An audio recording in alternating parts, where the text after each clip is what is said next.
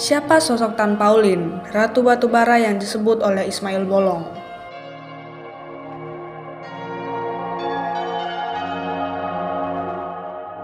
Kasus dugaan konsorsium tambang yang menyeret nama Kepala Bareskrim Polri Komjen Agus Andrianto kini diungkap oleh mantan anggota Polres Samarinda Ismail Bolong.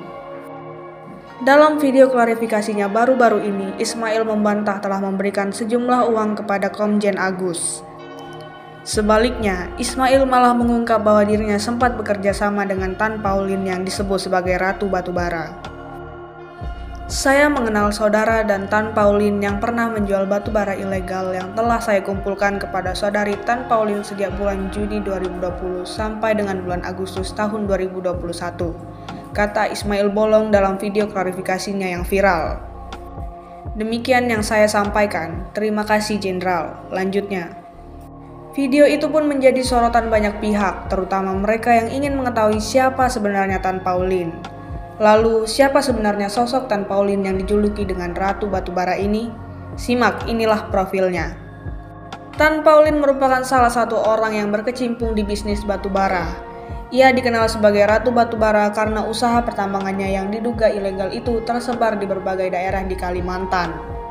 Ia juga diketahui merupakan istri dari Irwantono Sentosa, pemilik PT Sentosa Laju Energi yang berpusat di Surabaya.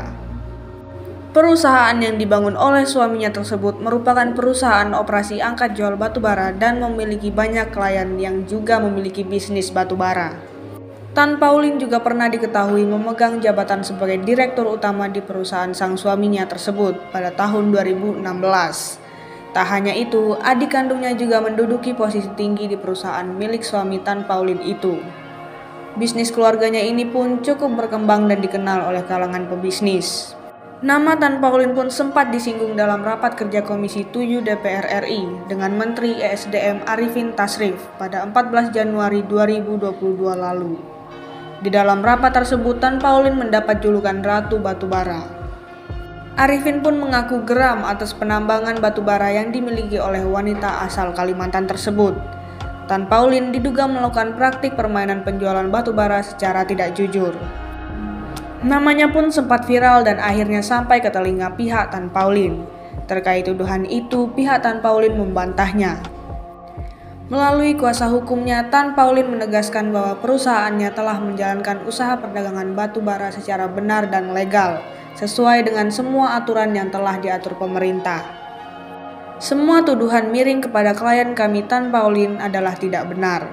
Sama sekali tidak benar dan tidak sesuai dengan fakta-fakta hukum yang sebenar-benarnya, ungkap Yudhistira, kuasa hukum Tan Pauline kepada awak media di Jakarta Minggu 16 Januari 2022. Nama Tan Pauline juga ternyata pernah muncul dalam sengketa lahan tambang batubara.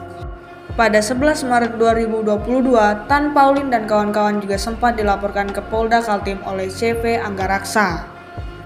Laporan ini pun dilakukan oleh CV Anggaraksa karena menduga Tan Pauline melakukan penutupan jalan tambang batubara di Desa Batuah, Kecamatan Loajanan, Kabupaten Kutai Kartanegara, Kalimantan Timur.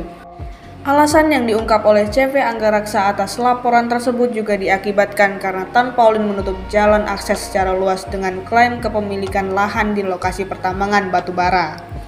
Dari 127 hektar konsesi tambang milik CV Anggaraksa, sebanyak 65 bidang petak lahan diantaranya diklaim oleh Tan Pauline bahwa lahan tersebut milik mereka. Hingga kini, pihak kepolisian masih melakukan penyelidikan atas kasus yang menyeret anggota mereka ini dan mengusut nama Tan Pauline atas tuduhan permainan tambang batubara ilegal miliknya.